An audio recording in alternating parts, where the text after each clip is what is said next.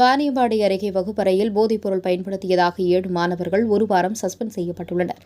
திருப்பத்தூர் மாவட்டம் வாணியம்பாடி அரசு மேல்நிலைப் பள்ளியில் கடந்த வாரம் செவ்வாய்க்கிழமையன்று பள்ளி மாணவர்கள் வகுப்பறையில் அவர்கள் நடத்தையில் சந்தேகம் ஏற்படவே ஆசிரியர் மாணவர்களின் பையை சோதனையிட அவர்களிடமிருந்து சிறிய வெள்ளைநிற பையிலிருந்து கஞ்சா மாதிரியான பொருட்கள் கைப்பற்றப்பட்டது.